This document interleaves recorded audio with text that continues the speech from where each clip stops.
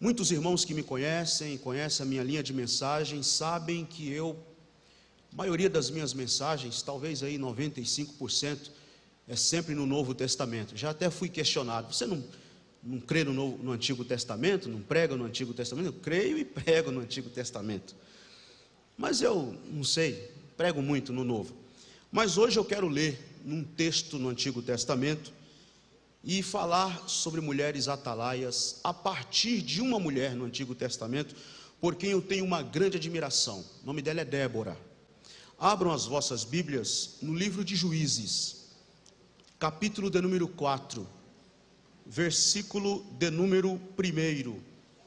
Eu leio até o versículo de número 9.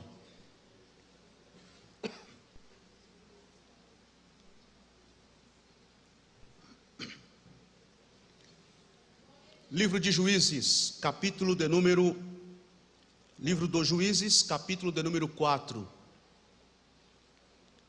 e o versículo de número 1 até o versículo de número 9. Todos encontraram? Digam amém. Amém. Ouçam o que diz a palavra de Deus. Os filhos de Israel tornaram a fazer o que era mal perante o Senhor. Depois de falecer Eude, entregou-os o Senhor nas mãos de Jabim, rei de Canaã, que reinava em Azor. Sísera era o comandante do seu exército, o qual então habitava em Arosete-Agoim. Clamaram os filhos de Israel ao Senhor, porquanto Jabim tinha 900 carros de ferro, e por 20 anos oprimia duramente os filhos de Israel. Verso 4. Débora, profetisa, mulher de Lapidote, julgava a Israel naquele tempo. Ela atendia debaixo da palmeira de Débora, entre Ramá e Betel, na região montanhosa de Efraim. E os filhos de Israel subiam a ela a juízo. Mandou ela chamar a Baraque, filho de Abinoão, de Quedes, de Naphtali, e disse-lhe: porventura o Senhor Deus de Israel não deu ordem dizendo: vai e leva gente ao monte Tabor, e toma contigo 10.000 homens dos filhos de Naphtali e dos filhos de Zebulon? E farei ir a ti para o ribeiro Quizon, a Sísera, comandante do exército de Jabim, com os seus carros e as suas tropas, e o darei nas tuas mãos. Então lhe disse Baraque: se fores comigo, irei, porém se não fores comigo, não irei. Ela respondeu: certamente irei contigo, porém não será tua a honra da investida que empreendes, pois às mãos de uma mulher o Senhor entregará a Sísera. E saiu Débora e se foi com Baraque para Quedes. Amém. Amém. Meus queridos irmãos e irmãs, todos sabemos que o livro de Juízes, ou o livro dos Juízes, retrata um período um tanto quanto caótico na história de Israel. Nós temos na Bíblia, no Antigo Testamento, livros extensos que narram a história de Israel, começando desde Abraão, desde as promessas de Deus feitas a Abraão. E ao longo da história de Israel, todos sabemos que Israel tem uma história um tanto quanto acidentada, muito cheia de altos e baixos. E esse período que nós temos na Bíblia, um livro inteiro com o título de Juízes, retrata exatamente este período, um período um tanto quanto, um dos períodos um tanto quanto caótico na história de Israel. Confira aí comigo na sua Bíblia, capítulo 17 dos Juízes, versículo de número 6, ouçam o que diz: naqueles dias não havia rei em Israel, cada qual fazia o que achava mais reto. Agora veja o versículo 25 do capítulo 21, do mesmo livro. É o último versículo, é o versículo que fecha o livro, capítulo 21 dos Juízes, verso 25. Ouçam, é a repetição do versículo que eu acabei de ler, 17, verso 6. O capítulo 21, verso 5 é uma repetição, e diz: naqueles dias não havia rei em Israel, cada um fazia o que achava mais reto. Tem tradução que diz: cada um fazia o que lhe parecia correto, ou o que lhe parecia certo. Então, o que é o livro dos Juízes? É um livro que retrata aquele período que Israel não tinha uma figura de liderança, não tinha um líder, não tinha alguém que estivesse diante deles para conduzi-los, para liderar. E Deus, de tempos em tempos, levanta um juiz, por isso é chamado de o livro dos Juízes. Levanta um juiz para, dentro daquele período, que era um momento em que Israel estava subjugado, oprimido, quebrantado, e recorria ao Senhor em arrependimento, Deus levantava um juiz para julgar a causa de Israel. Mas esses juízes lideravam temporariamente. Israel estava, perdão a expressão, uma verdadeira bagunça, não tinha uma liderança. Os dois versículos que eu acabei de ler para vocês confirmam esta falta de liderança, esta falta de norte, esta falta de direção que estava tendo ou que estava existindo em Israel. Que dramático! Um livro da Bíblia que encerra, que termina com a narrativa de que Israel estava sem liderança, estava sem rei, e cada um fazia o que lhe parecia correto. Havia todo um cenário de crueldade, violência, truculência. As pessoas eram mortas, oprimidas, tinham as suas casas invadidas. Esse é o cenário aqui do texto que eu li para vocês. Suas terras eram roubadas, havia um egoísmo, um clima terrível, terrivelmente hostil, estava tomando conta de Israel naqueles dias. A pergunta é a seguinte: o que foi que gerou todo este cenário horroroso? E não só no contexto aqui da história de Débora, da maneira como Débora se levantou para livrar Israel das mãos desse Jabim, rei de Canaã, e de Sísera, que era esse comandante perverso, cruel, que perseguia Israel, que oprimia Israel. Mas em tantos outros contextos, como no caso de Gideão, no caso de Jefté, no caso do próprio Sansão e outras histórias que temos aqui no livro dos Juízes. O que gerou todo esse cenário horroroso, o texto descreve a partir do capítulo 2, versículos 6 a 10, que eu vou ler para vocês. Mas antes de eu ler esse texto para vocês, deixa eu fazer aqui um rápido comentário, que era a situação de um círculo vicioso que vivia Israel. Se não vejam, o capítulo 4, versículo 1 que eu li para vocês, diz assim: os filhos de Israel tornaram a fazer o que era mal perante o Senhor. E nós vamos encontrar essa expressão em vários momentos aqui no livro dos Juízes. Não sei se vocês já leram o livro dos Juízes inteiro.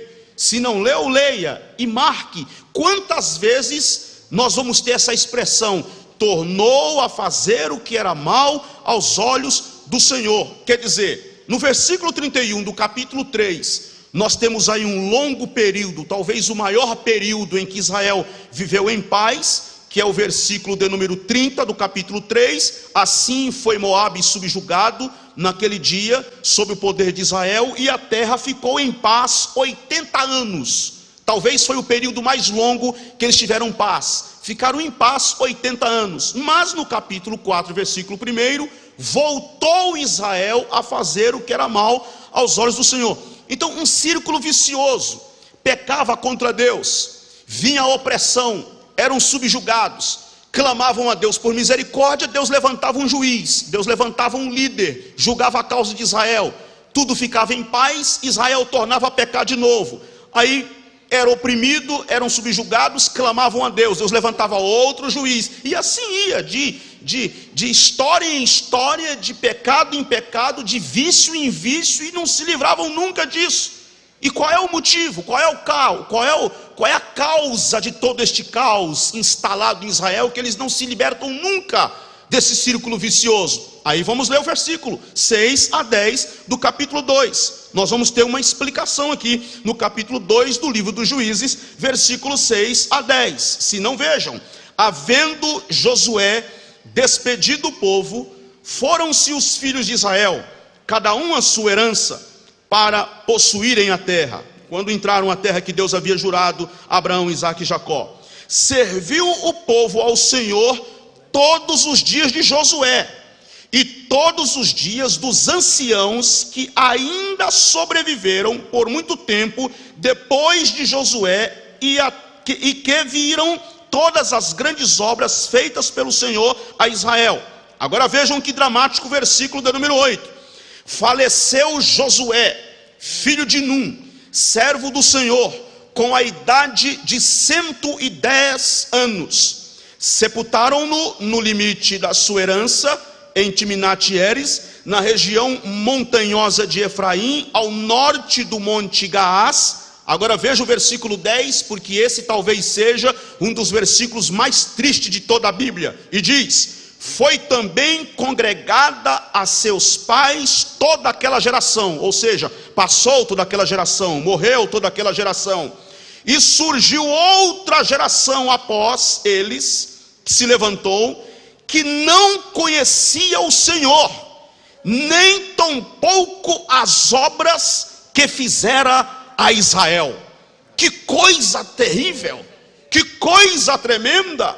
Quer dizer, surge agora uma geração, até Josué, e até a geração de Josué, tem uma geração que teme a Deus, que conhece os feitos de Deus, que conhece as obras do Senhor. Aliás, ainda no contexto de Josué, nós temos o relato até de uma mulher prostituta, que era Raabe, que aliás ela está lá na galeria dos heróis da fé. E o autor de Hebreus, quando escreveu pela fé Raabe, ele não omitiu o estigma que ela carregava. Pela fé Raabe, uma santa mulher de oração, é isso que está escrito lá? Pela fé Raabe, a meretriz. Ela era uma meretriz, ela carregava esse estigma, e o autor da carta aos Hebreus não omitiu, mas colocou ela na galeria dos heróis da fé. Até Raabe, até uma prostituta, conhecia os feitos do Senhor, conhecia as obras de Deus. No livro de Josué capítulo 2, diz a narrativa bíblica que quando Josué mandou os espias espiarem a terra, que eles se esconderam na casa de Raabe, a Bíblia diz que quando Raabe despediu os soldados que vieram a mando do rei de Jericó, que ela subiu lá para conversar com os espias, diz a Bíblia que ela olhou para eles e disse: eu sei que o Senhor te deu essa terra. A prostituta falou para eles: eu sei que Deus lhes deu essa terra, eu sei como Deus tirou vocês do Egito e abriu o mar para vocês, eu sei como Deus deu vitória a vocês diante do rei, dos dois reis, Sion e Og. Eu sei como Deus tem trabalhado em prol de vocês. Quer dizer, até uma prostituta conhecia as obras de Deus, os grandes feitos do Senhor. Agora surge uma geração que não conhecia o Senhor, que não conhecia os grandes feitos do Senhor, que não conhecia, que ignoravam. E prestem atenção, não estamos falando aqui, o texto não está falando aqui de gente lá de fora, de gente que não tem a ver com a religião judaica, de gente que não tem a ver com a tradição judaica. Não está falando de ímpios no sentido de não conhecer ou comungar da mesma fé. Está falando de gente da linhagem de Abraão, de gente que é filho da promessa, de gente que faz parte da grande nação de Deus. E agora no meio desta nação tem uma geração que não conhece os grandes feitos do Senhor. Meus queridos irmãos, prestem bem atenção. semelhante a esse período da história de Israel. Nós hoje estamos vivendo um cenário não muito diferente, porque preste atenção, nós estamos permitindo que o consumismo, que o egoísmo, que o relativismo, nós estamos permitindo que o individualismo, nós estamos permitindo que o orgulho, que a perda da consciência comunitária sejam os nortes da nossa caminhada. Eu fico prestando atenção no movimento evangélico brasileiro, no cenário gospel, como gostam de chamar. Tem música gospel? Tem balada gospel? Tem pregador famoso? Tem cantor renomado? Também tem marcha para Jesus? Tem programa no rádio, na televisão?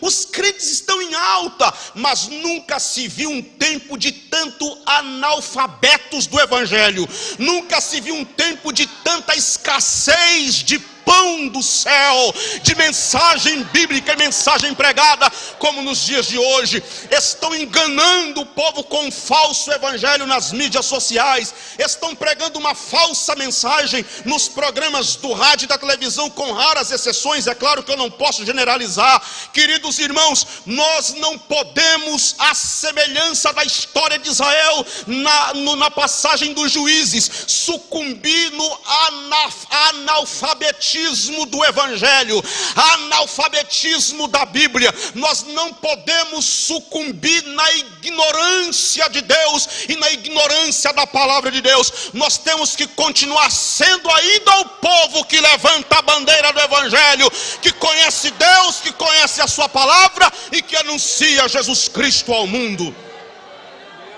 A pergunta é a seguinte: como foi que Deus agiu no livro de Juízes, nessa história dos Juízes? Não só, é claro que eu estou falando de Débora, eu li sobre Débora, estou comentando, vou comentar mais sobre Débora, mas em todo o livro dos Juízes, como foi que Deus agiu em Juízes para, naquele caos, inspirar homens e mulheres a escreverem uma nova história? Porque você pode olhar para mim hoje e perguntar: irmão Nilson, mas no meio dessa história toda, no meio desse caos, um povo ignorante de Deus, um povo ignorante da palavra de Deus, um povo que desconhece os grandes feitos, as grandes obras de Deus, como foi que Deus agiu? Será que não tinha ninguém? Tinha alguém. Será que Deus não usou ninguém? Usou. Deus usou. Será que Deus não fez nada a respeito? Fez. Deus fez algo a respeito. E como foi que ele fez? Como foi que ele agiu? De que forma Deus inspirou homens e mulheres a escreverem uma nova história diante daquele quadro caótico que eles estavam vivendo? Queridos irmãos e irmãs, senhores e senhoras que me ouvem hoje à noite, a grande mensagem do livro de Juízes, sabe qual é a grande mensagem no livro de Juízes? A grande mensagem em todo o livro dos Juízes, não é só no caso de Débora, é em todo o livro. A grande mensagem em todo o livro dos Juízes é que Deus usa os improváveis. Deus usa os improváveis. Portanto, minha irmã que está aqui hoje à noite, você mulher que me ouve hoje à noite, você diz: mas pastor, eu sou uma simples dona de casa. Não que tenha nada errado ser uma simples dona de casa. Eis aí uma grande tarefa, uma tarefa nobre, ser dona de casa. Mas você pode se diminuir, você pode estar se sentindo diminuída e dizer: eu sou uma simples dona de casa, eu não tenho pedigree, eu não sou de nascimento nobre, eu não sou nada, eu não tenho nada, eu sou uma fraca, eu sou improvável. Pois eu quero lhe dizer, é com você mesmo que Deus está falando, e é através de você mesma, improvável, que uma nova história vai ser escrita, e o nome de Deus vai ser glorificado uma vez mais, através da sua vida. E é impressionante, como no livro de Juízes, eu acho isso maravilhoso no livro de Juízes, é que Deus está sempre escolhendo os últimos da fila. Não sei, repito, não sei quantos aqui já leram o livro de Juízes inteiro, mas se você já leu, prestou atenção que no livro de Juízes Deus está sempre escolhendo os últimos da fila. Deus está sempre escolhendo os que estão fora do padrão, aqueles que não estão no padrão, aqueles que não condiz com o que pede o currículo da sociedade. São esses que Deus está escolhendo o tempo todo. Você não vejam, para citar alguns exemplos, quem aqui não se lembra de Gideão, que era um pessimista, apesar de ser um varão valoroso, como disse o anjo do Senhor, mas era um pessimista. E olha o que ele diz para o anjo do Senhor: deixa eu te contar uma história. Você está dizendo que eu sou varão valoroso? Então deixa eu te contar uma história. Eu sou de uma tribo que, na verdade, a minha tribo é a menor de todas as tribos. E se não bastasse, dentro dessa tribo que é a menor, a minha família é a menor. E como se não bastasse, dentro da minha família, que é da menor tribo, eu sou o menor. O anjo diz: pois está aí, é com você mesmo, não errei o endereço. O Senhor é contigo, varão valoroso. Quem não se lembra aqui da história de Jefité? Jefité, quem não se lembra da história de Jefité? Vejam o que diz Juízes, capítulo 11, versículo 1. Então Jefité, o gileadita, homem valente, vírgula, porém filho de uma prostituta. Olha o que diz o texto. Jefité, gileadita, era homem valente, vírgula, olha o porém, filho de uma prostituta. E como se não bastasse, olha o que diz o versículo 2: também a mulher de Gileade lhe deu filho. Esse Gileade era pai de Jefité. O que dá a entender no texto é que o Gileade era casado, e ele então se envolveu num caso de adultério com uma prostituta.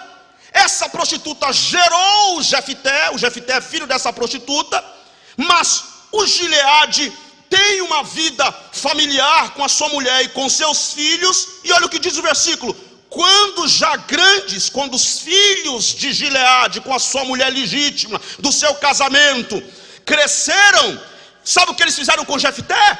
Expulsaram Jefité e disseram: sai fora, porque aqui não tem herança para você não. Na casa do nosso pai não tem herança para você não. Você é filho de outra mulher, você é filho de uma prostituta. Vejam bem, quem é que Deus está chamando? Quem é que Deus está chamando e convidando para o desafio? É um Gideão que diz que é o menor? É um Jefité que é filho de uma prostituta e foi expulso pelos seus próprios irmãos? É um Baraque da história que eu li para vocês aqui, que vocês perceberam que o Baraque aqui não era esse homem valentão, porque ele olhou para Débora e disse: eu vou, mas só vou se você for comigo. Eu só vou se você for comigo, Débora. Se você não for, eu não vou. E esse Baraque aqui foi parar também na galeria dos heróis da fé, em Hebreus capítulo 11. Ao longo da história, nós vamos ver Deus escolhendo quem para ser o rei de Israel. Deus escolheu quem? Abinadab, Eliabe. Quem foi que Deus escolheu para ser rei de Israel? Os mais formosos, os jovens mais fortes e mais belos de Israel? Não, Deus chamou um menino, pastor de ovelhas, cheirando ovelha, e disse: é você quem vai apacentar, é você quem vai pastorear, é você quem vai dirigir a nação de Israel. Deus chamou um Moisés, que lá no meio da sarça, a voz de Deus falava com ele. Ele dizia: mas eu não posso falar, eu sou pesado de língua. E Deus diz: é você mesmo, Moisés. Deus chama um Jeremias, e o Jeremias diz: eu sou uma criança, eu não sei falar. E Deus diz: pois Jeremias, não diga que não saiba falar, que não sabe falar, porque as palavras eu colocarei na tua boca. Olhem aqui para mim, senhores e senhoras, olhem aqui para mim. A Assembleia de Deus está com 107 anos de história no Brasil. Essa semana, aliás, nós celebramos 107 anos de história pentecostal. Quem diria que aquele movimento, que alguém dizia, esse movimento pentecostal assembleano é o movimento dos 3P, preto, pobre e da periferia. É gentinha, não vai dar em nada. Quem foi que disse? E quem diria que aquele aquele movimento pequeno que começou no norte, foi para o sul, espalhou-se por todo o território nacional, e agora estamos aqui, esse batalhão de mulheres que tem arrastado a história da igreja debaixo de lágrimas, com o joelho no chão, clamando ao Deus do céu. Eu quero te dizer hoje, mulher de Deus, homem de Deus, não diga que não és nada, não diga que não podes nada, porque é um Deus do céu que conta com você, que chama você, que convoca você, que vocaciona você.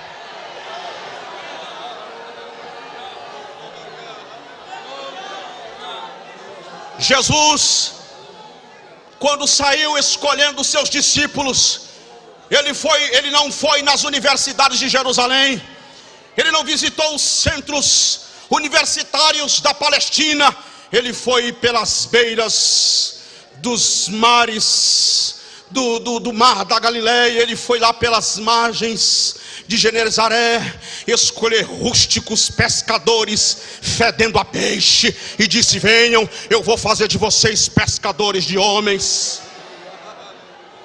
Que história maravilhosa! E agora está acontecendo na história de Israel, mais uma vez, o improvável. Deus escolheu quem? Uma mulher, Débora, uma improvável. Nós temos uma realidade de opressão, e nesta realidade de opressão, Deus faz o improvável, levanta uma mulher. Vocês viram que eu li aqui no texto? Que o Senhor entregou nas mãos de Jabim, rei de Canaã, que reinava em Azor, e Sísera era o comandante do seu exército, e ele habitava em Arosete e Agoim. E clamaram os filhos de Israel, versículo 3 do capítulo 4, ao Senhor, porquanto Jabim tinha 900 carros de ferro, e por 20 anos oprimia duramente os filhos de Israel. Talvez a gente leia isso aqui hoje, a gente não tem muita ideia, muita noção do que é isso aqui. 900 carros de ferro. Nós que vivemos num ambiente pós-moderno, numa realidade pós-moderna, que se fala de armamentos com poderes destrutivos em massa, que se estoura aí uma terceira guerra mundial, inclusive não há a menor chance de sobrevivência, de ser ninguém. A gente olha, 900 carros de ferro, o que é isso? Mas isso aqui, naquele contexto, naquela realidade, era algo terrível, algo assustador, algo inimaginável. E eles exclamaram ao Senhor: Senhor, eles têm 900 carros de ferro, mas os homens estavam acovardados. Onde estão os homens acovardados? Cadê os homens? Estão acovardados. Deus faz o improvável. O que Deus faz? Levanta uma mulher, Débora.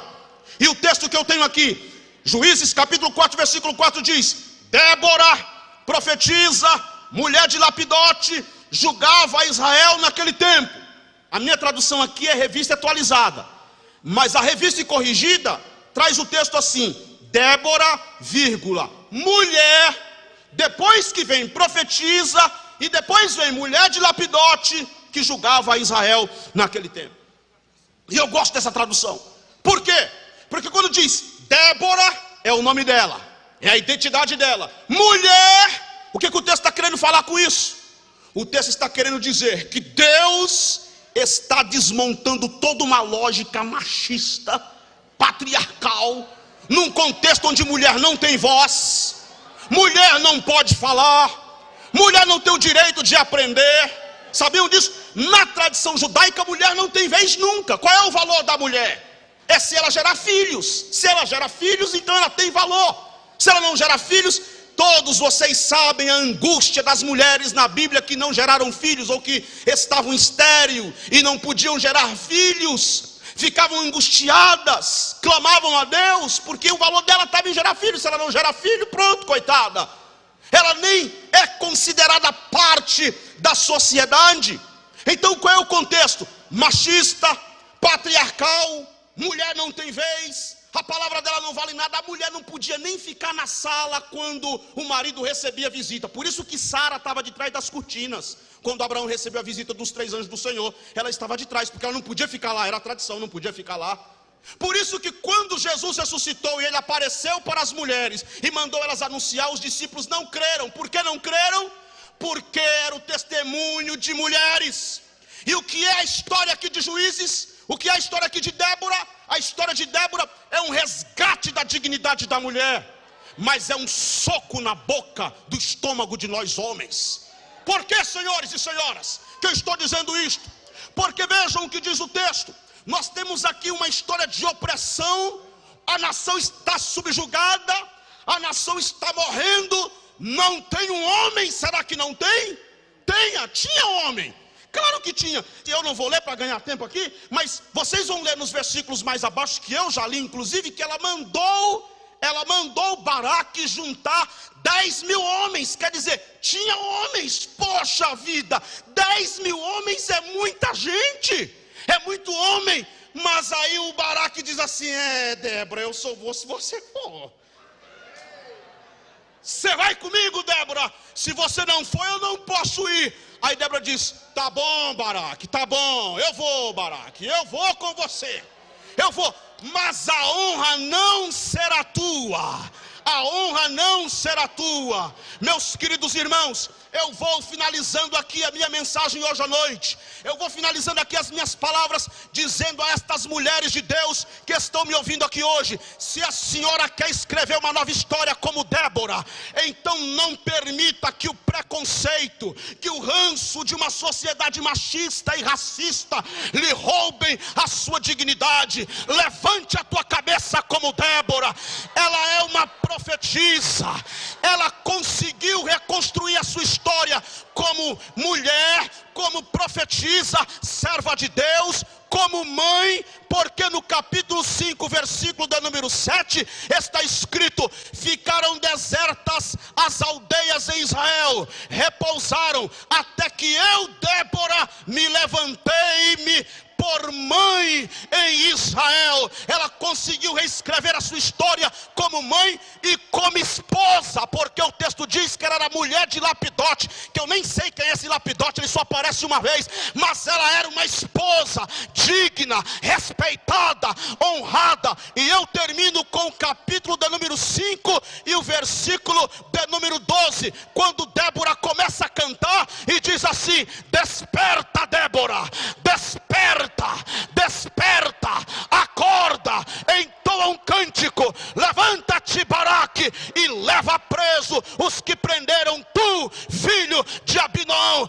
Eu quero dizer para estas santas mulheres de Deus que me ouvem aqui hoje à noite: Deus conta com você, Deus quer usar você, Deus quer levantar você para escrever uma nova história. O mundo não vai conseguir roubar os valores, a dignidade das mulheres que Deus tem constituído por guerreiras e atalaia neste tempo de crise e conturbação. Sabe por que não vai? Porque as guerreiras de Deus estão aqui diante dele dizendo a si mesmas: desperta, desperta, desperta, entoa um cântico, porque o Senhor já nos deu a vitória para a glória do seu nome. Agora sabe o que é que eu acho impressionante aqui?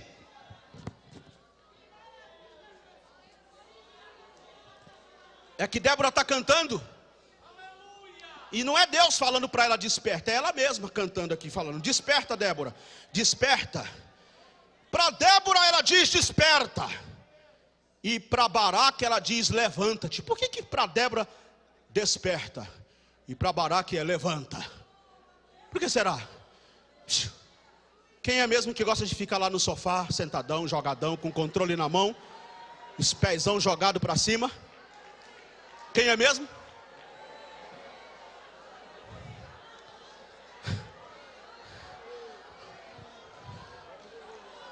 Desperta, Débora, levanta-te, Baraque, assuma o teu papel, assuma o teu papel. Eu não sou muito de fazer isto, Mas olha para esta irmã que está ao seu lado. O auditório aqui é todo feminino mesmo. Olhe para essa irmã que está ao seu lado, pegue a mão dela e diga assim para esta santa irmã. Diga para ela: você é uma Débora, uma guerreira de Deus, uma atalaia de Deus neste tempo. Desperta, Débora, desperta, Débora. Aleluia, glória a Deus, glória a Deus, glória a Deus, aleluia.